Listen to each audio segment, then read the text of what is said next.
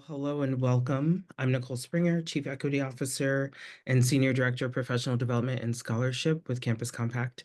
We're excited about our partnership with the Academy of Community Engagement Scholarship as co-creators of this series. ACES is an organization that recognizes exceptional leaders who live at the intersection of academics and communities to benefit society. Together, we bring to you the series on addressing wicked issues through community engaged scholarship. And this year, we will focus on youth and gun violence, exploring the context, root causes, and how higher education can respond. I am very excited about today's focus, which is on student-led civic engagement. And so leading the charge is Campus Compact's Wicked Issues Fellow, Dr. Camille Williamson. And so without further delay, and so we can get started, I will hand this over to Dr. Williamson. Thank you so much, Dr. Springer, and thank you to the panelists that I will shortly introduce and everyone who has joined us thus far. I'm excited to facilitate our fourth webinar in this six-part series on a review and discussion and deep dive into the wicked issue of youth and gun violence. I encourage everyone to take a look at the website for this particular webinar series to learn more about the definition and components of wicked issues, as well as previous webinars that have been recorded and posted.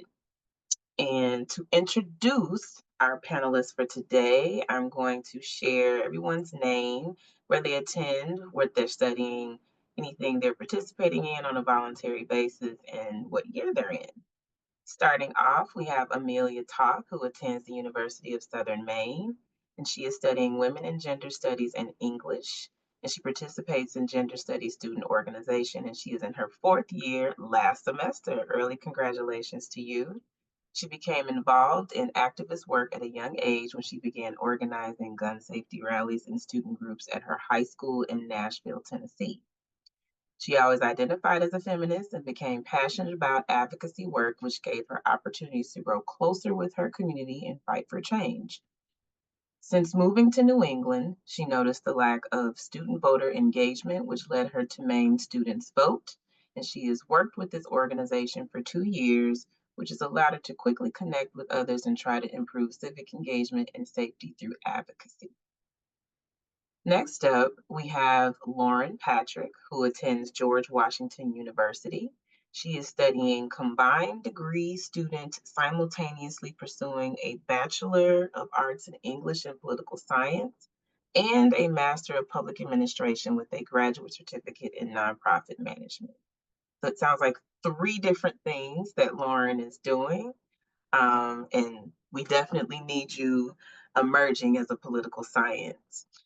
She participates in Campus Compact Newman Civic Fellowship, studies the site, and she is a site leader at the 826 DC, which is a children's literacy and youth empowerment nonprofit. And she is in her third year in school. She's worked with civic engagement and community involvement through multiple avenues throughout her life, and always with an approach of equity, partnership, and shared support. Her past experience with service includes 4 years as chair of Noblesville Mayor's Youth Council with a focus placed on encouraging civic engagement in local youth, editor-in-chief of her high school student newspaper, and student body government communications director, as well as a volunteer with Cathedral Soup Kitchen.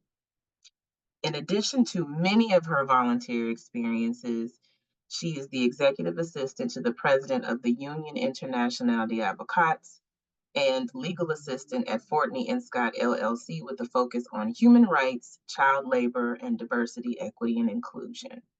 Welcome, Lauren.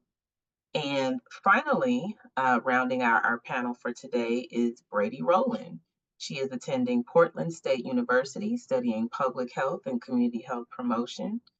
And she is the president of the Associated Students of Portland State University, which is student government, and board member of Ceasefire Oregon Education Foundation, as well as the 2024 National Giffords Courage Fellow. And she is a second year student. Brady has been a longtime advocate for gun violence prevention, especially among youth. Since she was 13, she has been lobbying, organizing, and advocating in her community for safer measures against guns, community violence, intervention program funding, and gun violence survivors and victims' rights. She aims to amplify the stories of survivors to encourage real change on this issue. Brady wants to study the characteristics of survivorship and the economics of gun violence. This summer, she will be participating in a research program with the University of Washington Harborview Injury Prevention Student Research Program, where she hopes to analyze data about gun violence in the US. All right, we have a fabulous panel with us today, and I'm very excited to get into learning more about their experience of this particular wicked issue, as well as what they have to share with us about how we should consider approaching this wicked issue. So to give us a little bit of grounding, um, I'd like for each panelist to just share how you became interested in this particular wicked issue. And you may have some personal reasons, and it's up to you to determine what you're comfortable sharing. But in general, we want to know what sparked your passion to address this issue. And why don't we go ahead and start with Amelia? Please share with us. Hi, everyone. Thank you so much for having me. My name's Amelia, as Camille mentioned in that really wonderful introduction. Thank you so much. Um, so I am a New Englander at heart. My family is from here. I was born in Boston. I now live in Maine full time, but I grew up in Nashville, Tennessee. So I spent a lot of time in the South. Um, and I went to a very, very diverse high school. So we had somewhat of a bad reputation, and I loved my high school. I had a great experience there, but I was always really confused on why we had a bad reputation just because different identities went there. And there were anytime anything would happen at the school, a lot of rumors would start flying around, there was a gun or someone had a knife, and just these rumors of violence were constantly swirling my school. And it was hard to pin which were true and which weren't. Um, and I had a really hard time finding areas for advocacy because I was very passionate about activism. And I was having a hard time finding outlets because I was living in this very big school with, a lot of facing a lot of social issues. Um, I first got really involved with gun violence prevention in February of 2018 after the Marjorie Stoneman Douglas High School shooting in Parkland. So some peers and other allies on my campus started organizing. We would take time out of our lunch to meet up and decide what we were going to do about this. We were one of the few schools in Nashville who staged a walkout for that day. We had a short vigil and reading of the names of the victims of the shooting. And helping organize that, I felt something. I just had a feeling that this was something I was meant to do, and it was something I was really honored and grateful to be a part of. Um, since then, I marched in the March for Our Lives also in 2018. I've gotten involved with feminism and voting rights really strongly. I'm a women and gender studies major. I was so excited when I found out I could go to school to learn about some of these issues and continue striving towards being an activist, an advocate. Moving to Maine, I got involved with voting rights and student voting. And then the Lewiston shooting happened, which was 45 minutes from where I was living here. And while I had never stopped advocating for gun safety, it kind of became front and center in my community, and it was everywhere. Before that shooting, a few months after I had left Nashville, there was the Covenant School shooting in Nashville, 10 minutes away from where I went to high school. So this is just always, I think, growing up, um, especially for people in our generation, this is something that's kind of been in the front and center of our lives, whether it's happening directly in our communities or not. I just happen to have it hit close a few times recently. There was another Nashville shooting just a couple months ago. So through my work with Maine Students Vote, which is a part of the League of Women Voters, I was able to help organize some youth gun safety rallies in Augusta, in the Maine capital. Um, And I've been working with young people and was just hired full time to continue working with our youth programs on advocacy work and working within the Maine legislature. So we do a lot of tracking gun safety bills and writing testimony. So a lot of empowering young people.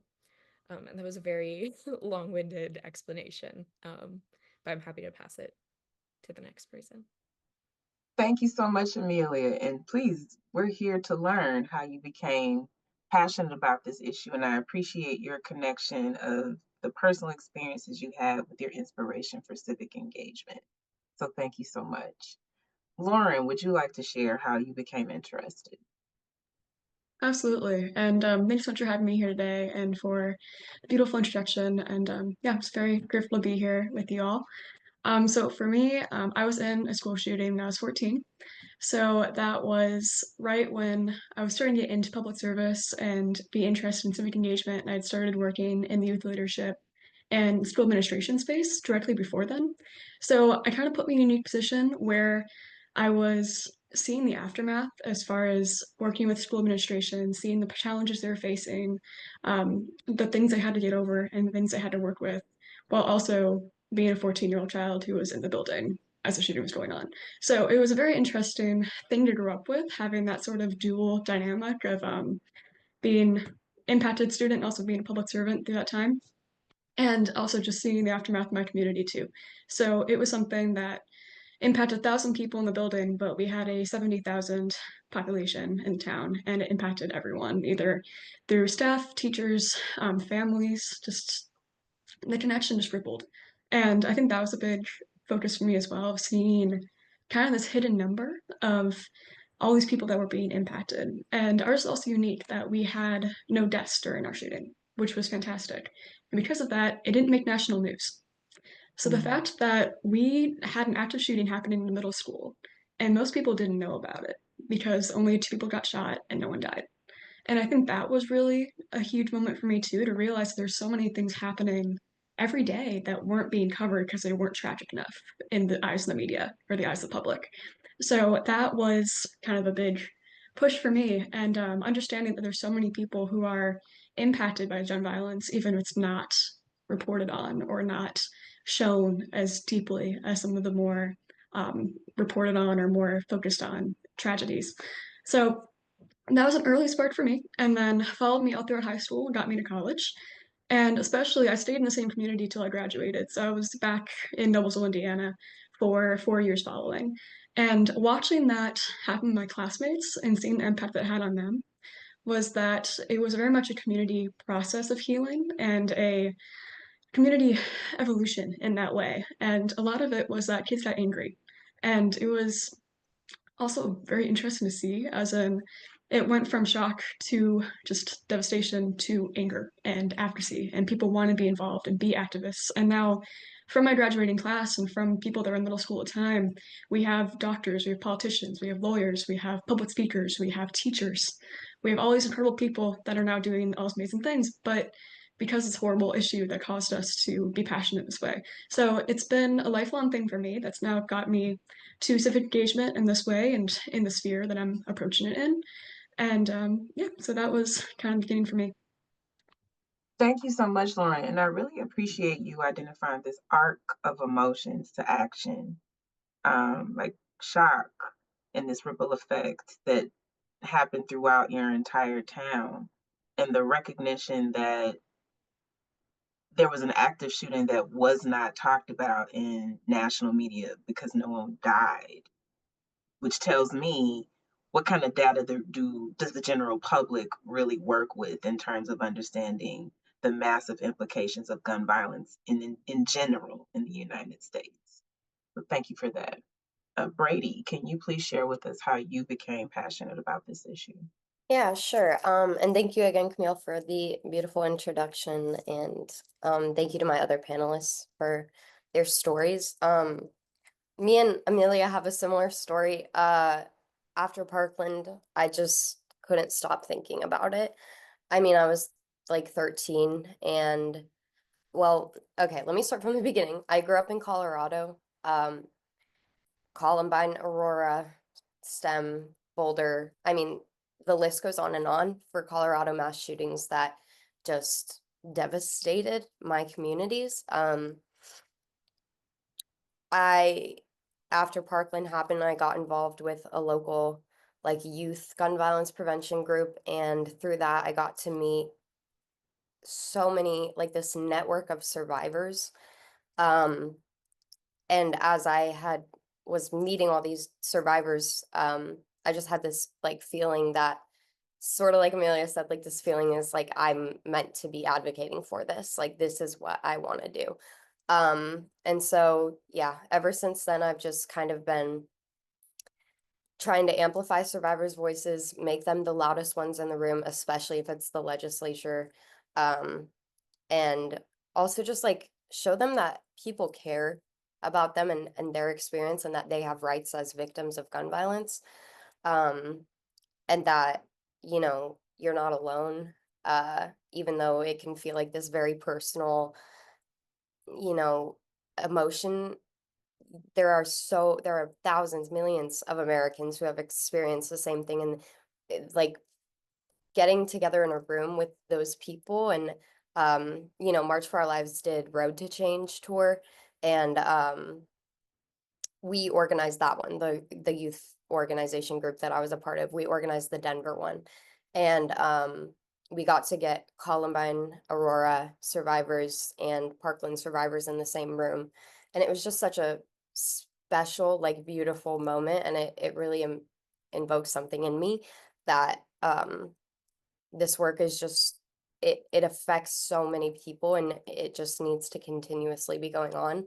So I just haven't given up working. And so yeah, now I'm getting my public health degree, Bachelor of Arts, so that I can hopefully become a researcher for gun violence and study characteristics of survivorship and also the economic impact of gun violence, because I feel like if more people knew how much they were paying for these tragedies in their tax dollars, they would be head over heels for gun legislation. So, yeah, that's a little bit about why I got involved. Thank you so much for sharing that, Brady, and I really appreciate you highlighting an extensive ripple effect from where you live, because you identified communities, not just one, and also using the impact of what happened to individuals within these different communities to push for more civic engagement so that people can see that the ripples are far and wide.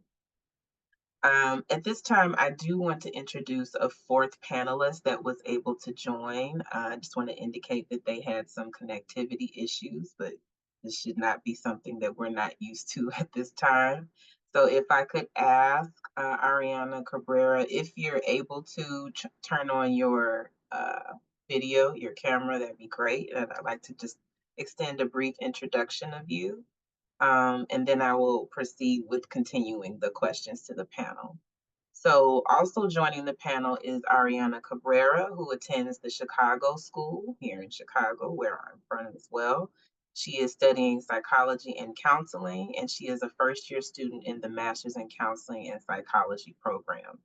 She grew up in a low-income neighborhood of Hispanic Latino immigrants on the south side of Chicago, and unfortunately, her neighborhood suffers from gun violence. On her 14th birthday, she lost a friend to gun violence and witnessed the impact that tragedy of shootings had on her community. However, ever since she was a little girl, she loved being involved in helping her community make a change.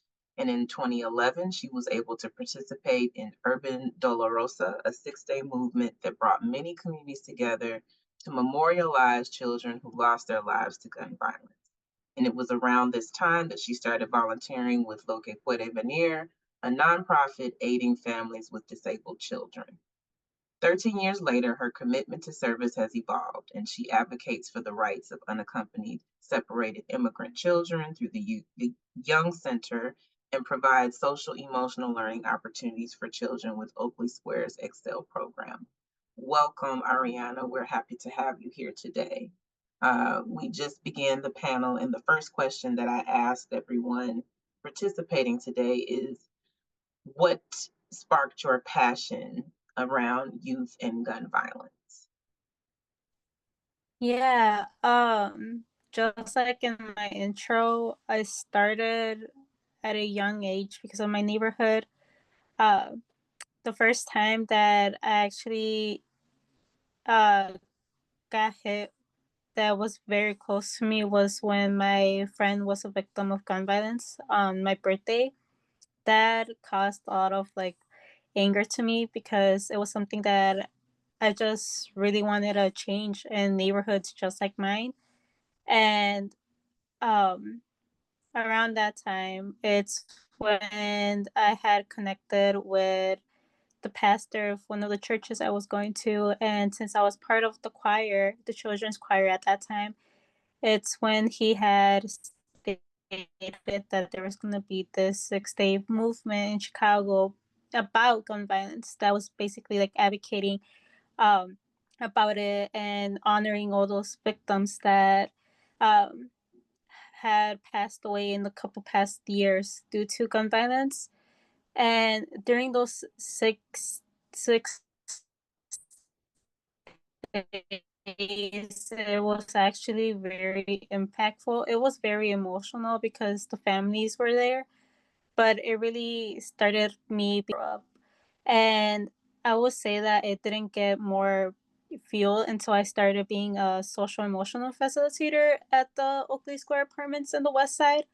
Um, I've been there for 3 years now, and during those 3 years, I started seeing how those children, their lives were similar to mine, but also how it has been impacted due to gun violence as well in their neighborhood. And it wouldn't be until like last year, a 7-year-old boy was actually shot and killed outside of the building where we do the social emotional um, passes, and that I really saw the impact it had on the emotional aspect on those children that lived in that community. And that really made me um be like I really need to start finding ways on how to bring resources into communities, low income communities and ones that suffer a lot from gun violence. So being a Newman, that actually opened doors for me, and I was able to start a small project at Oakley Square where I did like a trauma CBT informed with specific kids that were witnesses on that shooting. Wow. So it sounds like you have identified a similar arc of emotions that brought you to a place of action that was focused more on helping victims and survivors through the practice of behavioral health. And it sounds like that's been a great inspiration to your field of study as well. Yeah. Mhm. I appreciate that. And I also just want to uplift that I think it's really phenomenal how all four of you have talked about how the impact has inspired you to take action, not only in your personal lives, but in your professional and educational pursuits.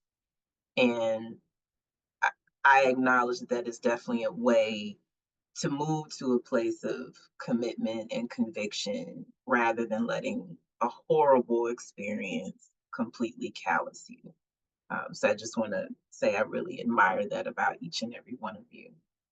My next question, and some of you have already answered this, but can anyone speak to specific action steps that you've taken on and off campus where you've um, maybe done some things with community-based organizations or other partnering student residence organizations? And what was the outcome? Let's start with Lauren. Absolutely. So for me, it's something that's more in development, but I'm in the process of creating my own nonprofit dedicated to school shooting response. So that has been a project that's also been possible through the Newman Center Fellowship. So as a Newman, been a fantastic opportunity. And essentially, based on my own community experience, that we encountered the problem that there is a lot of preparation prevention materials out in circulation currently, but there's not very many materials or resources for responding to a school shooting. So after a shooting happens, it's not necessarily a clear-cut path as far as how to help students or how to help teachers or what federal funding is available to do relief efforts or even what to tell the media. Just the basic foundational elements of responding to this tragedy is a lot of times figured out in the aftermath as everyone's reeling. And missteps can make trauma more compounded, but also it's impossible to ask school administrations to react to it in a way completely on their feet when they have no other basis to work off of other than just intuition. So that was something that we handled a lot in my community. And to my school's credit, they did a fantastic job rolling with it, but it was something that was difficult to navigate. So the idea of my nonprofit is to create resources based from communities who have survived school shootings in the past and essentially make virtual toolboxes or guidelines to send out to communities immediately after tragedy. So just basic information as far as what federal resources are available, or what mental health professionals advise to say to families, or what professional advice there is to tell the media, or what to do in that way. So that is that's the main idea of the nonprofit. So it's a developing project for me currently. I've done about 100 hours of research on it, so it's been a lot of laying the groundwork for now, but really excited about getting it off the ground from here and seeing what happens next. Thank you for sharing that, and I appreciate it sounds like you're pinpointing the need for specified emergency response to active shooters. I Yeah, appreciate that. absolutely. And Amelia, can you share any particular projects that you're working on? Yeah, absolutely. Like I mentioned, when I was in high school, there was some organizing there. And that's where I first felt that spark of, oh, this is good work. And it's work that you come together with the community to do. And I thought that was a really wonderful way to connect with people. And I know Lauren talked about different ways to heal as a community. I think I've seen that a lot, especially since the Lewiston shooting up here in Maine. I've witnessed a lot of that firsthand, and it is truly tremendous to see what a community can do when they come together. So I've been working with the League of Women Voters of Maine. Like I said, doing mostly student voting. But when the Lewiston shooting happened, a group of young people within the same internship I was doing kind of came together and were like, so what are we going to do about this? Because this was terrible, and we have voices and we want to share them. So we rallied at our state house. We helped to organize that. Since then, like I mentioned, I just accepted a full-time job to work with the youth programs. So I'm going to continue working with a lot of these young people in Maine who are all so incredibly wonderful and keep me going every single day. They are truly the hope. I love to brag about them to everyone. But one of the things we follow very closely is we have a youth advocacy program that stays very looped in. And I know, Brady, you mentioned this a little bit too, stays very in tune to what's going on in the state house. So we look through every single bill every week. We pull ones we want to keep an eye on, we track them, and then we help to create outreach for action, whether that's testimony writing, doing rallies, or getting groups together to go to the state house and lobby your legislators to talk about certain issues. And gun safety is probably our biggest category on that list because so many bills are being proposed both for and against gun safety right now. So there's been a lot of work to do around that. But it's been really wonderful to have the true honor of working with and leading so many young people who are passionate about making change. And it's been incredible to learn about the legislative process and how you can create change through that way just by, standing up in front of a committee and telling them your story, similar to how we've been doing here. So that's been the most recent project, which will continue through the end of the legislative session. And then from there, we'll just do it as many times as we need to until these bills are passed. I really appreciate that. So it sounds like you are doing a lot of policy research and not just amongst the people who are in the internship. You have a youth advocacy process where you engage with them as well. It sounds like to inspire the next generation to join in this fight in the commitment for gun safety legislature.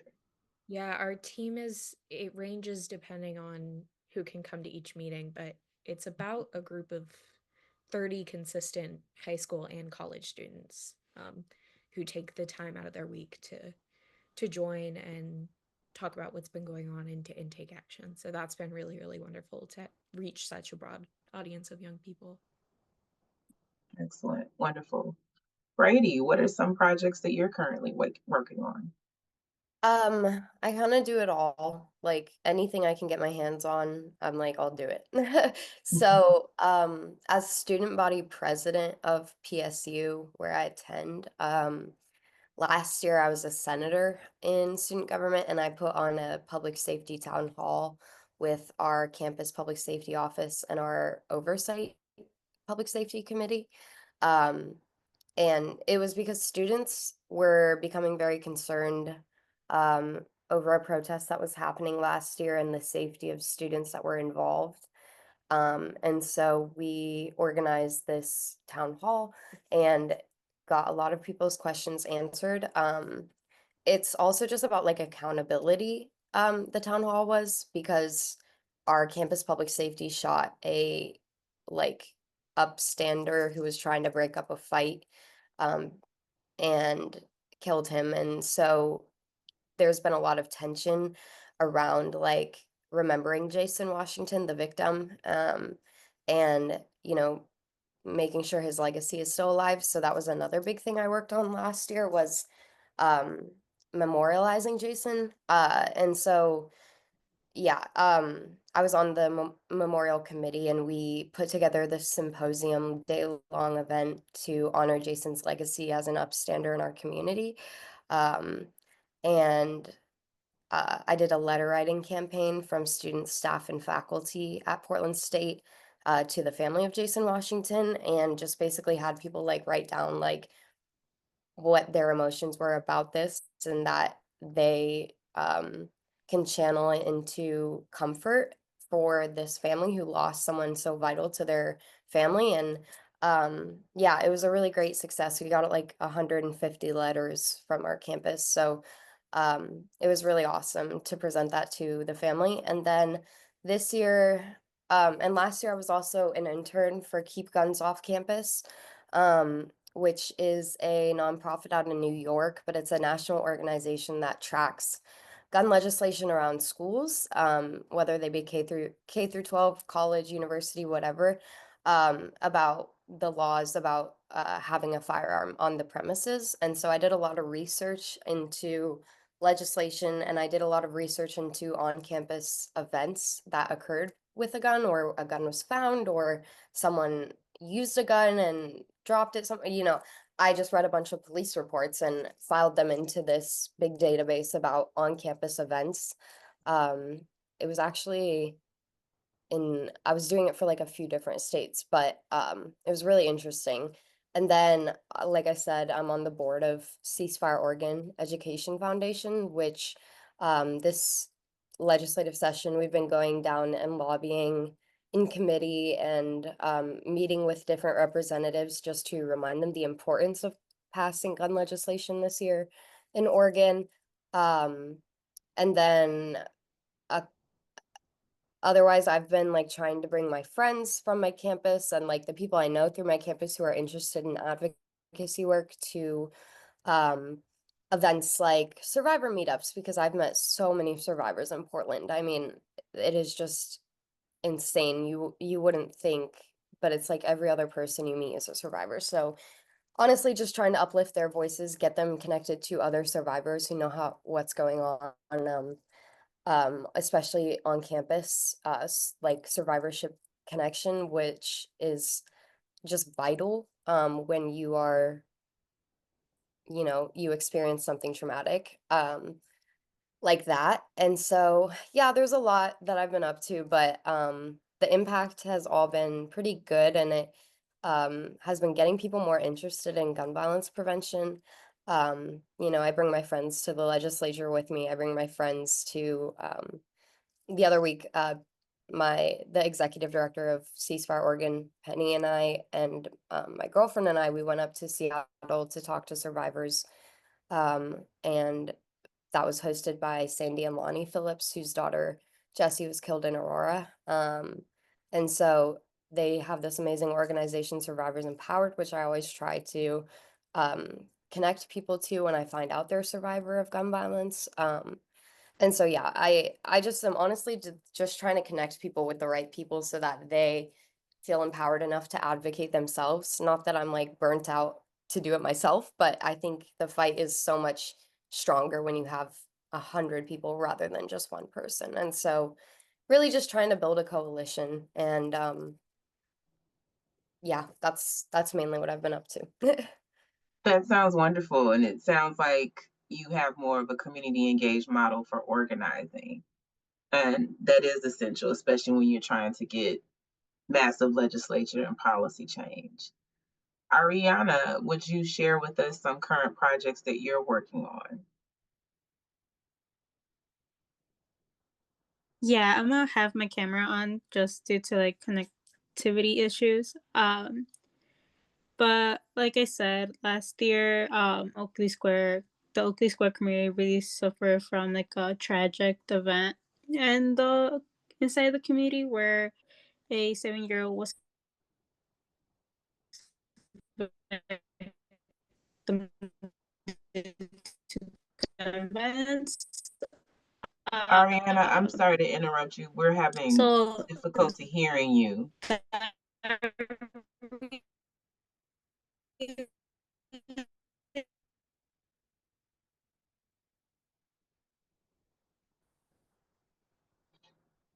Ariana, we're gonna circle back around to you. You might have to leave and rejoin to maybe try to restore some connectivity. But it was very difficult to hear, and you may want to consider dialing in. That might be a way to ensure that we can hear you clearly, even if we can't see your face. yeah, Um, yeah, can you hear me now? that's much better. Yes. Okay. Yeah, I'm sorry. I don't know what's going on with the Wi-Fi in my neighborhood today. Um, but yeah, like I said, last year the Oakley Square community really suffered from a horrible tragedy where a 7-year-old boy was shot and killed outside of the building where we have the Excel program. That really gave me the determination to like ensure that no child is alone processing their emotions after devastating events. So, um, the program that I recently just started this year, um, it was called the Mindful Minds program, and I implemented at Oakley Square Apartments, and we had picked about 5 children from the XO program to start off with. But I was able to connect from a alumni from the Chicago school that she is now a licensed therapist, but she has started a this CBT program that she has like 3 workbooks now, and I was able to like ask permission for her to use one of her workbooks. It was specifically the Miley and Friends Going Through Trauma workbook, and we used that through the project, and we did like a one-on-one mentoring component with every child. My my coworkers, the other facilitators, were able to be part of it, so each one of us had one child to be working with. Mhm. And through that cognitive behavioral guide, it was designed to help children manage their anxiety and trauma through development appropriate activities. um, so that's what we did for about 10 weeks with them. And from the start, from the program to when it ended, we actually saw like a major progress in their mental health and how they were processing all those thoughts they had connected to the trauma. Um, so yeah, that was the most recent project that I had, and um, it was just those sessions. We used also all those activities to like build their emotional regulation, like their coping skills, problem solving strategies, and we were just like overall just trying to create like a safer place for them to like Mm. open up. Um, But yeah, I really hope that since this was like our first year doing it, I really want to continue doing this program because it was like my way of like addressing like the urgent need of mental health care and underserved communities like Oakley Square, the South Side where I live in, and just overall just help these children like build a more resilience in their future. I really appreciate that example or the current project that you're working on, because oftentimes people don't realize that trauma doesn't just stick with the event. Those ripple effects can keep going. And it's important to have safe spaces to be able to process those experiences, especially for young people. And I'd like to stick with you, Ariana, for my next question. Have you experienced any obstacles or barriers with the projects that you're working on? And if so, how are you addressing them? Yes, I will say that I went through a couple of obstacles. The Oakley Square community is the majority of the residents are Black, and um, obviously I am a Mexican American, and the majority of the facilitators are white. So that was the start of it. That was one major difference between us from the community. Obviously, the facilitators that were working with these kids, they know us. They've been knowing us for about 3 years. We have very close relationships with them. But it was mostly for us bringing this to the parents and to the community for them to be aware of because um, it's something out of the ordinary for them because they have never had somebody come up to them and be like, "Hey, we're bringing this to help your children and bring more awareness to this because of the stigma that's surrounded with around that community. Like it's either no resources actually help them, or if a resource comes to help them, they always end up leaving. That's how they always describe them. So for them was just like, how do we know if you guys are not gonna like walk away and cause more harm in our children? So that was like the main thing that we had to like really have the parents on board on this. So we created like um monthly meetings with the parents so they can be on board and be aware what we were doing with their kids separately. Like, hey, this is how the workbook works. This is what we're gonna be working with them weekly. It's a different topic with them. And then just understanding that everything that we were talking with the kids was confidential. So like what they were opening up to us, they were not gonna be knowing, but it's just still like knowing what we were working with them, like the activities wise part. And it was also like giving them like tips on how they can help their children when they're at home, Mhm. with coping strategies and so on. Um, the other obstacle that we had with the children was that uh, it was the trauma part. It was just very hard to have them open up, and it's not surprising because it's very heavy topics and it's uh so much for them to like open up for us at the beginning, but it was also like them being aware about like the differences of like the in the cities in the room, and they were just like, well, how are you guys gonna understand how I'm feeling? Mhm. And um we really had to like pause them and be like, I think for me, one of the things for like the one of the kids that I had, she was like, "Well, how are you really gonna understand what I'm feeling if you have never gone through what I went through?" And that was like the only time that I really had to like listen to her and be like, "Well, tell me more about why you think that I would not take the time to listen and hear you out. Why you think I have not gone through something similar, or um just have her like open up on what she was thinking during that moment. And I think that moment I actually ended up telling her like, well, I actually grew up in the South Side. I still live in the South Side, and I went through something similar to you around the same age.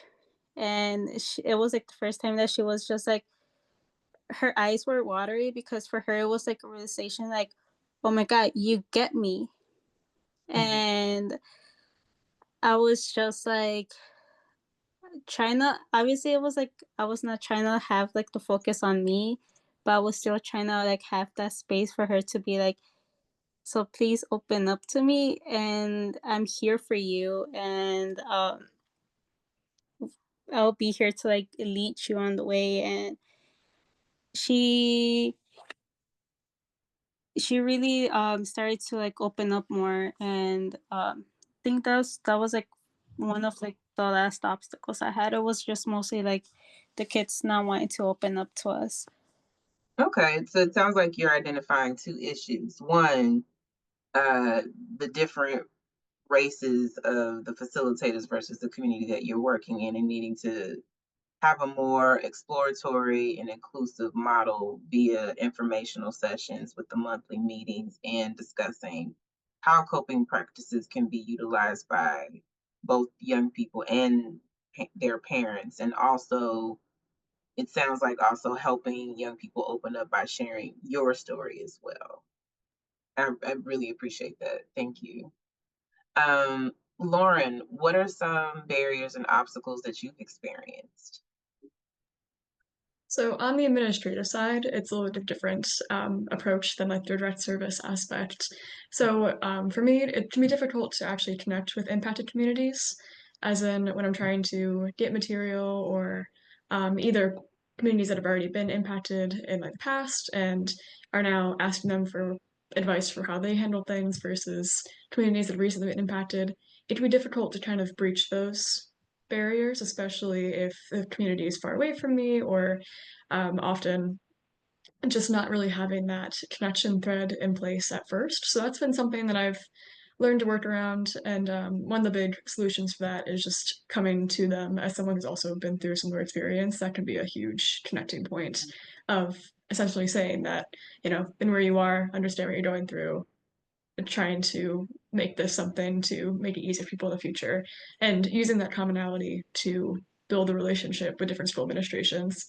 And then for me, for resources, it's been a challenge with federal resources and federal materials under the current administration. Many of them have been removed from online, or they're completely dismantled. So that's been a more recent challenge that I've been running into, as far as just having to find new ways of researching or new ways of accessing materials, and or just new resources entirely. So I've been working more heavily with nonprofit materials. There's a continuously updated Washington Post article that yeah, I'll say a pretty popular one, that I found to be super helpful for just keeping up to date with stats and with just a continued number of impacted students and impacted youth in America. Really goes back to 1999. So, and that's been massively helpful for my research. So it's just kind of being creative with it has been the main solution, but it's been a journey, but I've learned a lot for sure. It sounds like there's a theme here around the importance of relationship building to make those connections, whether it be direct service or looking at some more administrative processes and systems that you want to affect.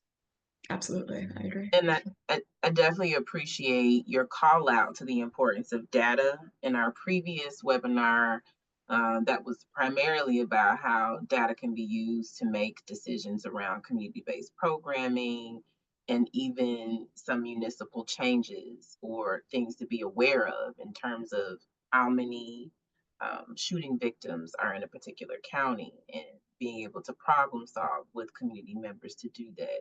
And you do need those connecting relationships to be able to do that. Amelia, would you like to share with us any obstacles or barriers that you've experienced? Yeah, absolutely.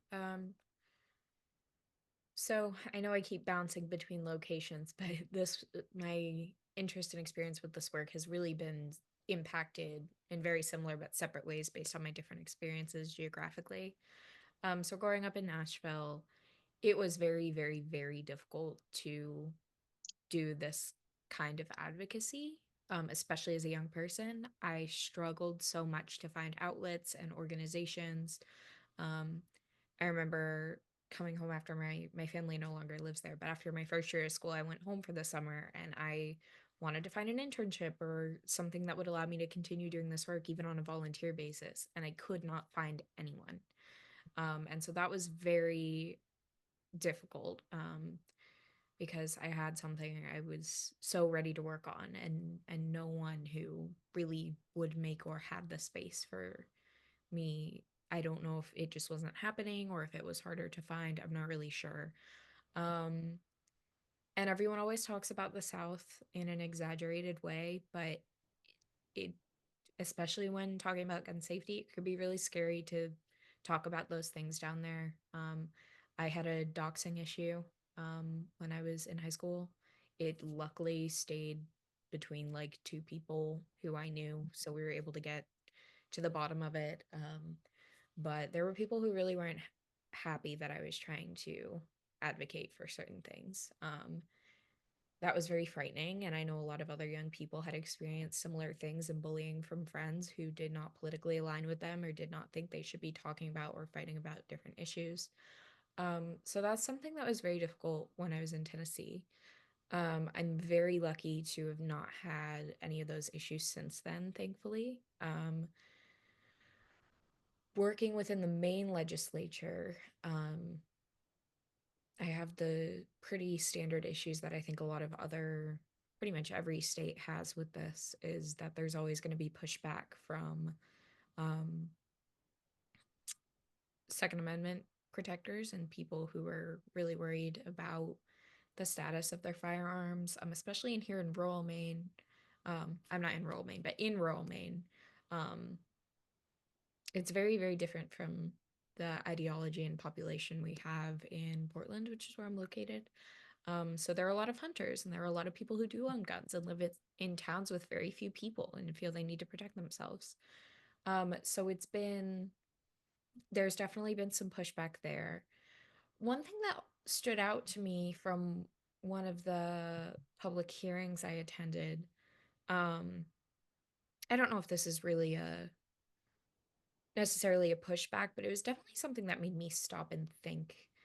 Um, where there were a lot of domestic violence survivors who were advocating against gun safety legislation, Mhm. specifically the 72-hour waiting periods, saying they felt like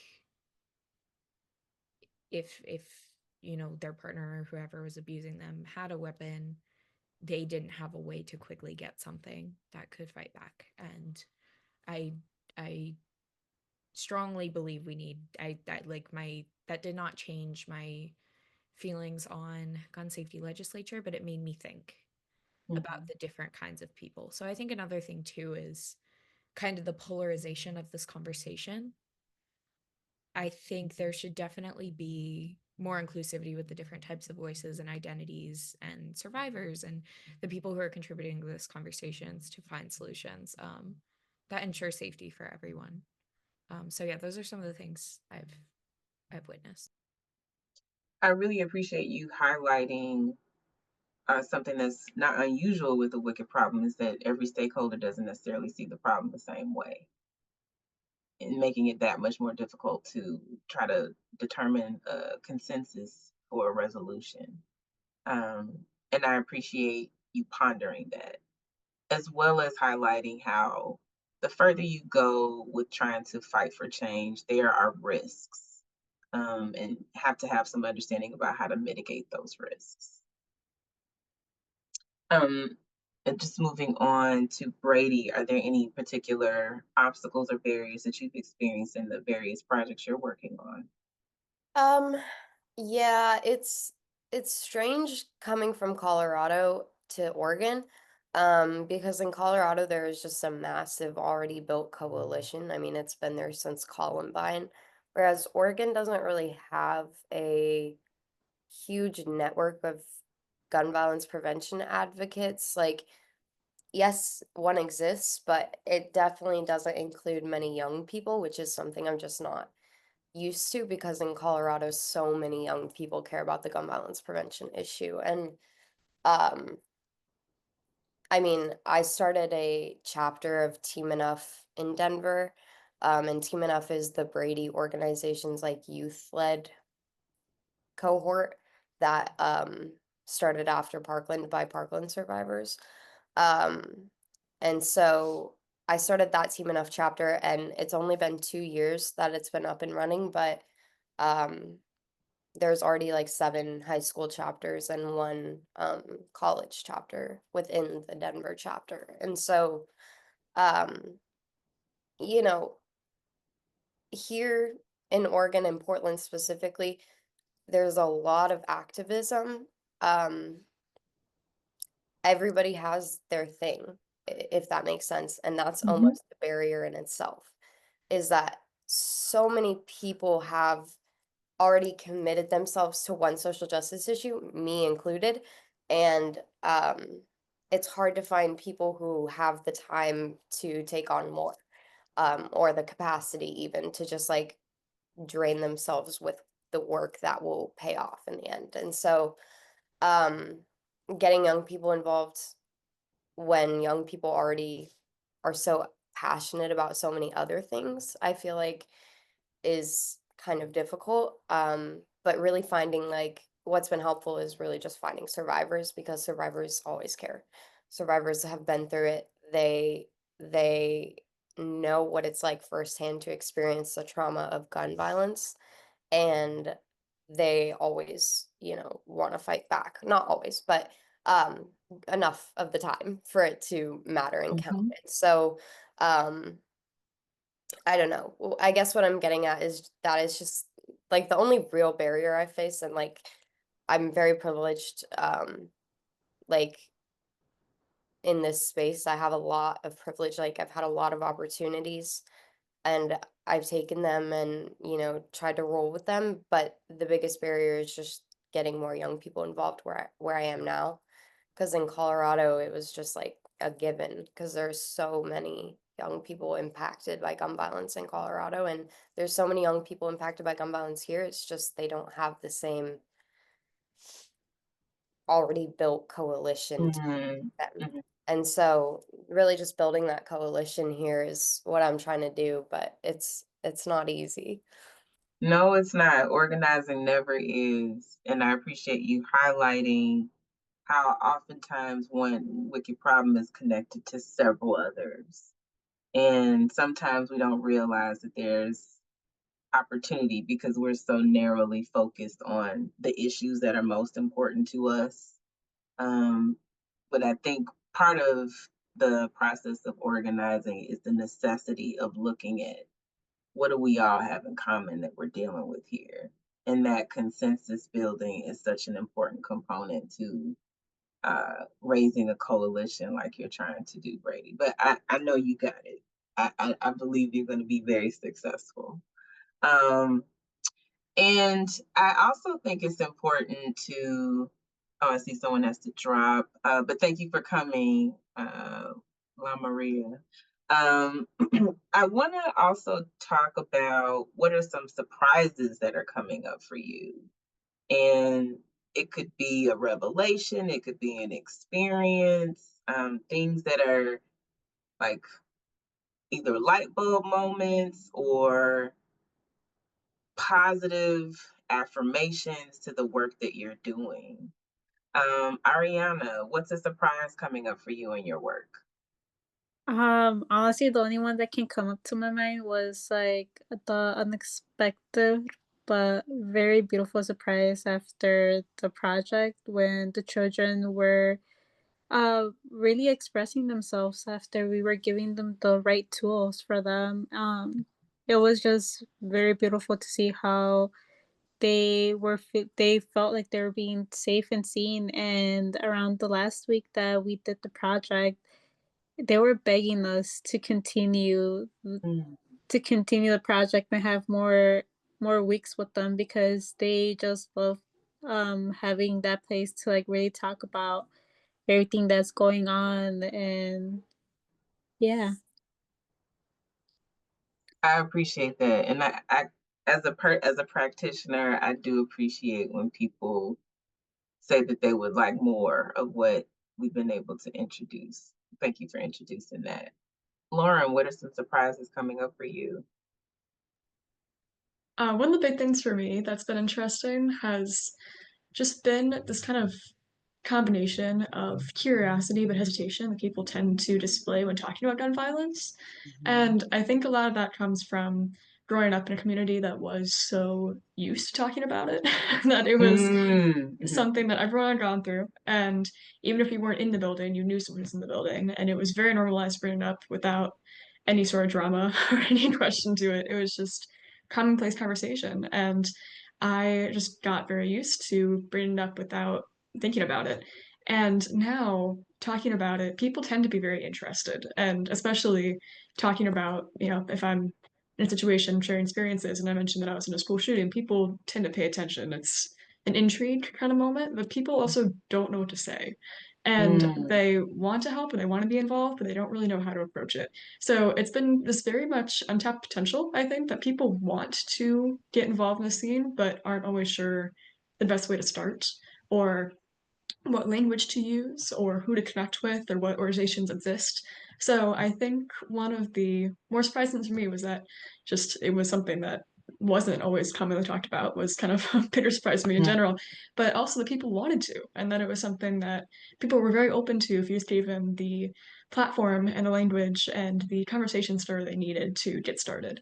So especially in my current community, I'm not surrounded by very many people who are also gun violence survivors, so I'm usually the only person in the room that has gone through an experience like this when we're having these conversations. And that's been kind of just the breaking the ice and giving the opportunity and the space to make progress in that way has been an interesting experience and been a very cool surprise for me to find that there is this very large, very resisting population that are interested in getting involved and are just looking for the way how. I appreciate that as well, and I think you pinpointing a need to take a look at language is a big part of how to open up that conversation. So I think sometimes people don't want to misspeak, and Mhm. sometimes people really don't know what to say. And sometimes just being able to say, I recognize this is a challenging conversation and you may not know what to say, but we're going to start somewhere. And I think I'd be interested to hear what the language that's used by survivors of gun violence. It's sort of a continuum to be able to have all these conversations across multiple spheres of intervention and prevention. Amelia, any surprises coming up for you? Yeah, I think for this one I'm gonna kind of echo a couple things I already said, but the amount of youth involvement has been really inspiring and empowering, from all walks of life, from all experience, from those who were directly impacted or who had strong feelings about what was going on in the world and wanted to change something about it. There's just so many reasons to get involved, and it's been really wonderful to hear so many different stories. And I think that circles back to the story I was just telling about hearing the different perspectives of different people who have experienced gun violence, but also are worried about their safety in different ways that, it just there's so many different perspectives on this issue. And I think it's important to hear a lot of them. So that that one experience in the committee room was really surprising and impactful for me because it kind of made me realize in thinking about gun safety legislation from this person's testimony, they felt they were excluded and this would actually make them more unsafe. And so that was something that just opened my eyes to the different um, conversations happening and the need for, um, like Lauren was saying, like we need to talk. We need to talk about these things. I think it's important that many different voices are in the room. So that was an impactful moment for me. Absolutely. And I appreciate it. It sounds like you still have some questions brewing about that experience. Any surprises for you, Brady? Yeah, there's been a few. Um, just like um, you know, recently, it feels like I don't know how to say what I want to say, but what I'm trying to get at here is that in Oregon or in Portland, even more specifically, um, so many people are survivors and want to be advocates for gun violence prevention. They just don't know where to start. And so I think the thing that's been surprising for me is just like the lack of like, I don't know. It's weird for me because I've been in the game for so long. Like I've been lobbying since I was a kid, and um understanding like how the legislature works is just, I feel like it was something I was born with. And so what's surprising to me is like the lack of civic education in school systems of like how can you actually influence change. It's not a it's unlikely going to happen at the federal level with a singular voice, but city councils exist, local state legislatures exist. Like there's so many different ways you can impact change in your community, and I feel like nobody knows about the local push for different advocacy efforts, and especially for gun violence prevention. And so I don't know. I feel like civic education could be better in the state of Oregon, and but that's just like what I know about people I've met here. Um Obviously my poli sci friends already are on top of everything, and that's really awesome to see. But people who are just like getting their degree in a technical subject or a subject that's going to easily equip them to be in the workforce, um there's not a lot of time in their education that's spent on how can you influence change in your community. And I think what it was surprising was just like how many people wanted to and didn't know how. And getting to like talk with them and not necessarily educate them, because most people already know that they can create change at these levels, just informing them about the best way to approach it.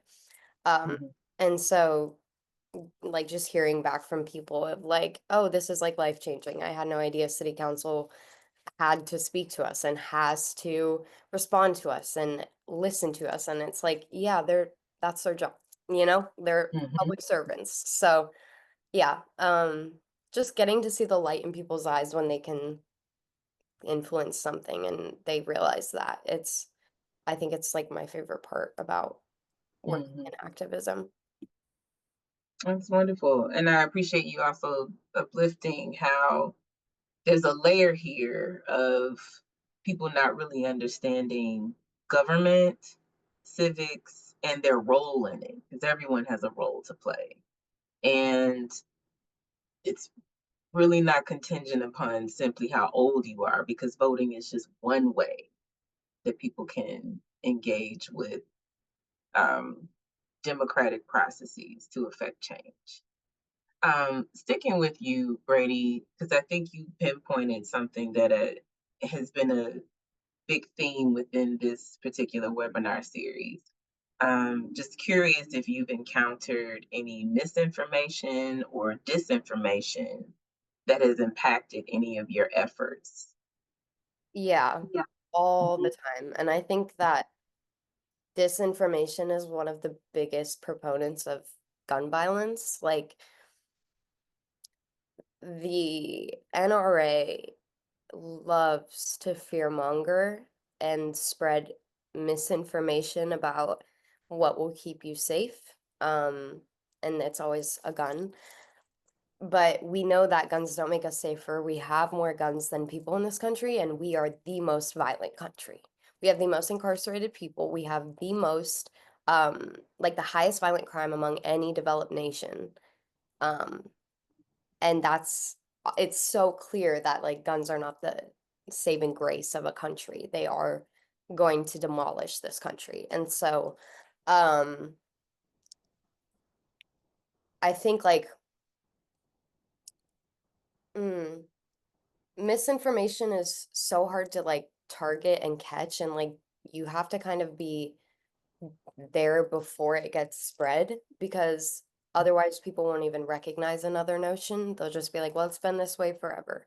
That's what they've told me the whole time. And so why would it be any other way? And so last night on our ceasefire organ call, Devin Hughes, who is like a big gun violence prevention advocate with GVpedia, which is this big database of gun violence archives and, you know, resources and whatnot, was literally talking about how messaging from the big gun violence organizations, the ones that you hear about all the time, um, just isn't hitting the mark. It's not targeting the disinformation that's being spread among circles of pro-gun people.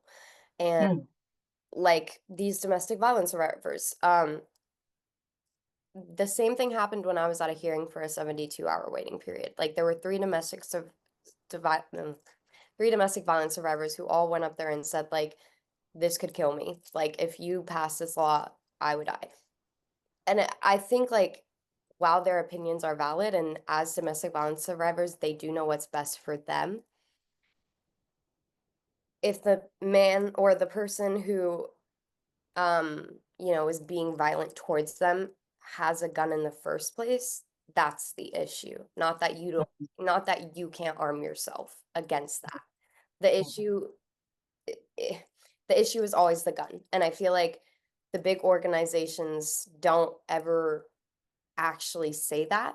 They just kind of say mm, like, this is a tragedy, mm, donate, mhm, and we'll fund a lobbyist. But it hasn't been working since these organizations started. So I don't understand why we're still going on this path of just not even trying to like bunk the myths of the NRA that they spread every single day through all their channels. Um, I mean, it's indoctrination, and I just feel like we need to be taking a bigger stance against this constant gun culture being spoon fed to us as Americans. And so, yeah, that was a long-winded way of saying like disinformation is the biggest proponent of gun mm. violence. But I truly do believe that if people were just a little bit more educated on the fact that guns are the problem,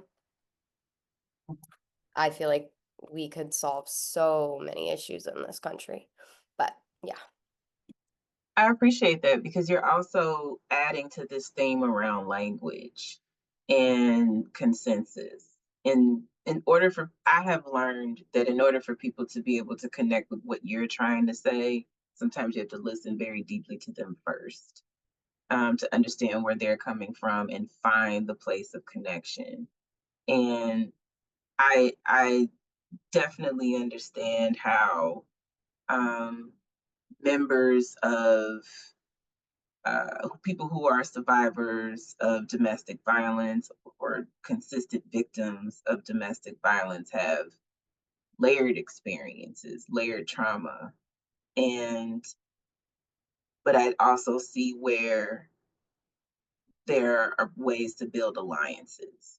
And so it is challenging. And I appreciate your call out of messaging in particular and how the language has not changed or it has not been as clear or it is not as action oriented or it's marketing rather than messaging. It sounds like that's what it is. Um, Curious to hear your thoughts, Amelia, about misinformation and disinformation. Yeah. Brady, thank you so much for sharing that. I think I just drew a bunch of connections in my brain too. Um, Especially on that issue of why are we not just saying the guns are the problem? Because like you were saying with those survivors, in the end we're fighting for the same thing, but with different ideas of what the root of the problem is. Mhm. So I think that definitely impacts a lot of this work.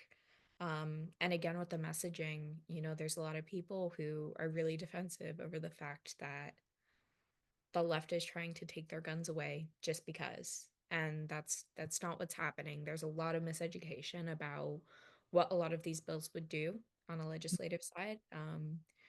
A lot of them are not entire bans, some of them are protections. There's been a lot of research to show that obviously, while bans are an important way to minimize gun violence, there are like 72-hour waiting periods and red flag laws and different things to be put in place that makes it so much safer and ensures that the guns, which are the problem, don't fall in the hands of the people who could do the most harm.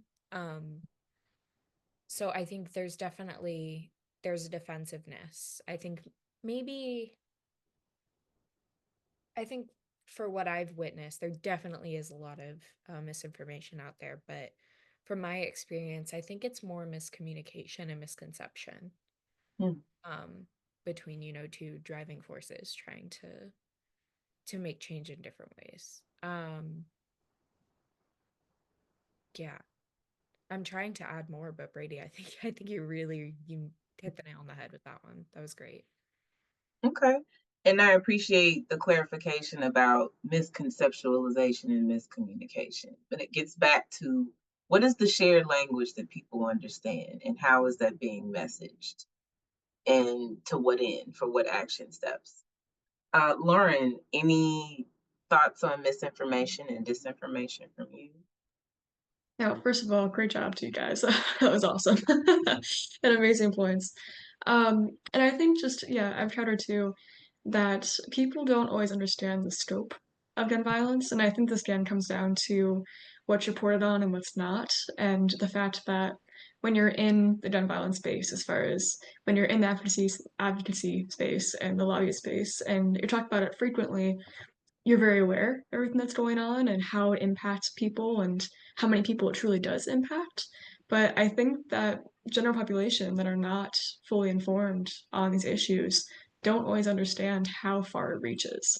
Because Mm. there's occasionally a news story about some horrible tragedy that is absolutely important and needs to be reported on. But there's also so much that goes unsaid and unrepresented, and situations like domestic violence. That's a huge issue of gun violence and something that people don't generally associate with it. Or situations where just the scope goes so much more beyond what people tend to think of. And again, that Washington Post article that there's 3,900, no, yeah, 394,000 students in the United States that have been impacted by gun violence in school since 1999. And people don't think about that number. It's just, they don't understand the connection, I think, because it's just not been shown to them in that way. So I think that it's something that is closer to a lot of us than we realize, and more people have personal connections to it than they catch, and that it's just more of a all encompassing issue than I think a lot of people understand. So that's something that not necessarily like misinformation, but just a lack of clarification, lack of understanding that I think needs to be resolved to understand how big this issue is and how large of an impact and lasting impact it has in the community. Absolutely, absolutely. And I'm hearing some action steps around awareness raising that all of us could take part in. Ariana, any thoughts or any additional thoughts, things that haven't been said around misinformation and disinformation? I think everybody said points that I agree with. Mhm. Um, I would say for what I have learned about disinformation and disinformation, has been how I'm sorry if you guys hear my daughter in the background. That's uh, okay. here. For me, it's more about like how the context of youth and gun violence is being portrayed. Um, it's usually like how they see communities inherently violent or like actually recognizing survivors of trauma.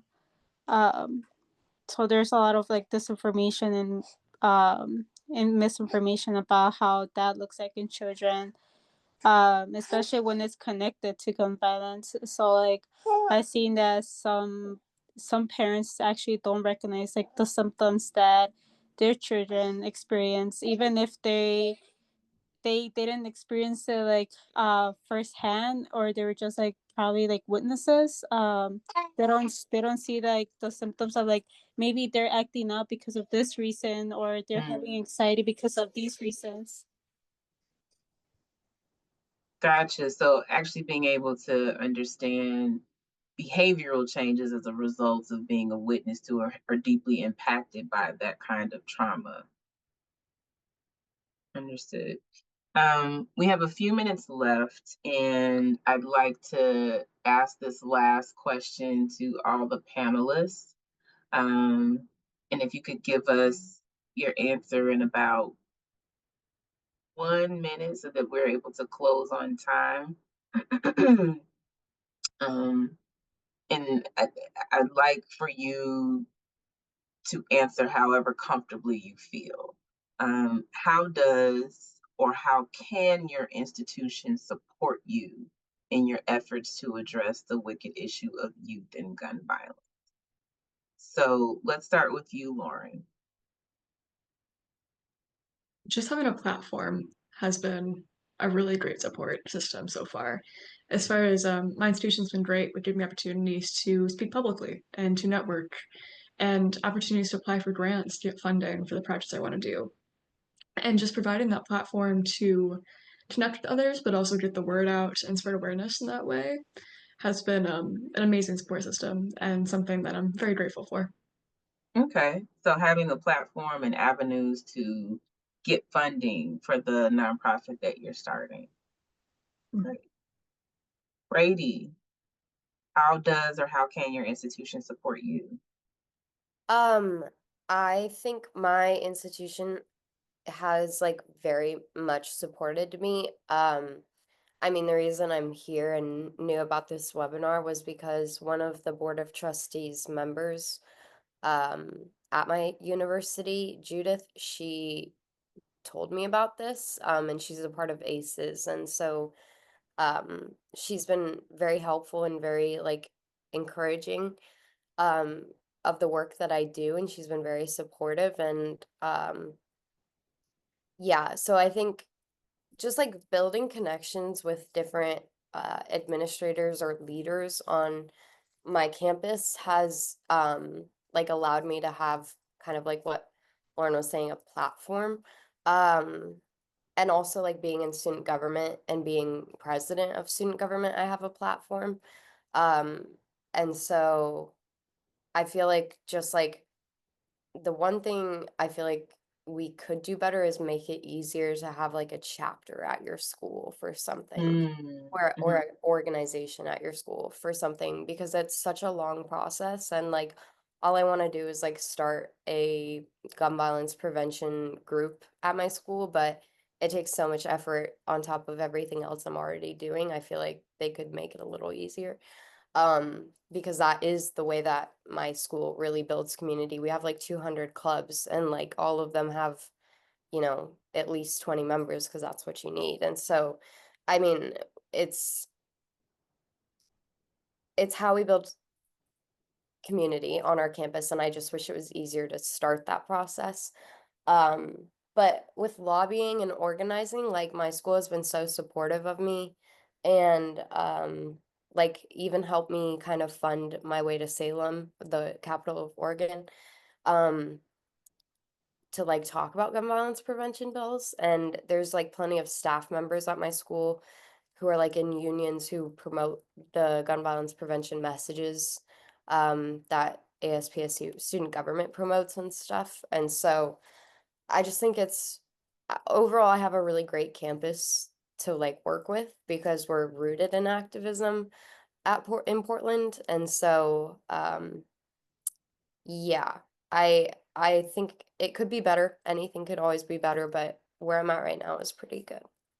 Okay, so the platform that you have there is great, and also maybe look at some systematic ways in which this building community through SROs could be a little bit more easy. Yeah, Understood. Okay, Ariana, how does or how can your institution support you? I feel like till now, my school has been very supportive on the project by helping out with a bit of funds and everything. But I feel like what I really hope to see like next year is that my project becomes an actual program part of the school to continue this yearly for a new set of kids or the kids that we had just worked with. Okay, so continuing the program and expanding it makes a lot of sense to me. And to wrap us up, Amelia, how does or how can your institution support you?